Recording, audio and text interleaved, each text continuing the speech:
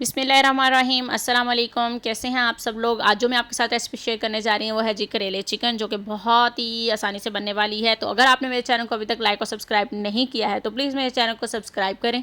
तो जल्दी से हम इस रेसिपी को बनाना शुरू करते हैं बिना टाइम वेस्ट किए।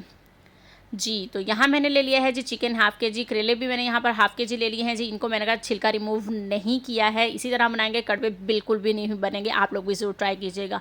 जी, तो यहाँ मैंने ले लिए हैं जी 2 लार्ज साइज़ के टमाटर लिए हैं, जिनको बारीक कटिंग कर लिया है। यहाँ मैंने लिए हैं 3 लार्ज साइज़ के प्याज, उनको भी मैंने बारीक कटिंग कर लिया है।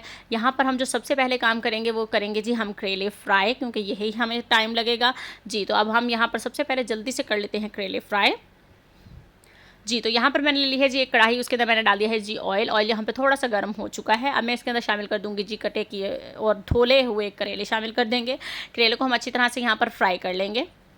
अगर आपने मेरे चैनल को तो लाइक और सब्सक्राइब नहीं किया है तो प्लीज़ जल्दी से कर लें।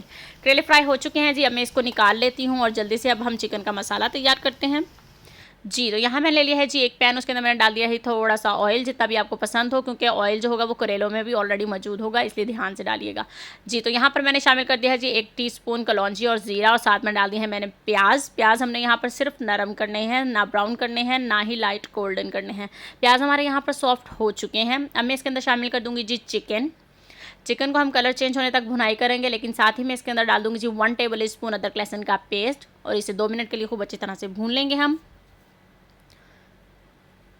जी, तो इसकी भुनाई हो चुकी है। अब मैं इसके अंदर शामिल कर दूँगी जी टमाटर।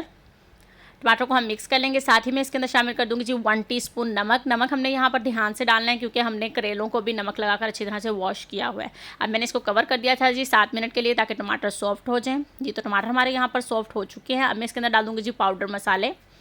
जी, तो यहाँ मैंने कुटी लाल मिर्च, पिसा धनिया, पिसी लाल मिर्च, पिसा गरम मसाला और हल्दी शामिल कर दी है। इसकी जितनी भी क्वांटिटी होगी सब डिस्क्रिप्शन बॉक्स में भी मिल जाएगी आपको, और यहाँ पर भी रिटर्न कर दूँगी। जी, तो मसाले मैंने अच्छी तरह से भून लिया। मैं इसके अंदर शामिल कर दिया है जी दही। 2 चम्मच फेंट कर अच्छी तरह से दही शामिल किया है मैंने। दही का पानी हम अच्छी तरह से ड्राई कर लेंगे।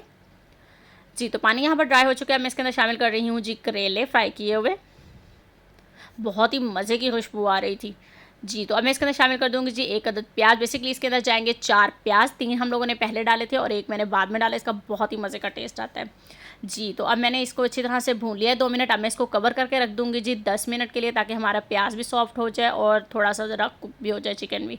जी, तो ये देखिए जी कितना ऑयल आ चुका है अब इसके अंदर, क्योंकि ऑलरेडी करेलों में भी था, इसीलिए मैंने स्टार्ट में जो है वो कम डाला था। अब मैंने इसके अंदर शामिल कर दिया जी हरी मिर्च और ज़ीरा।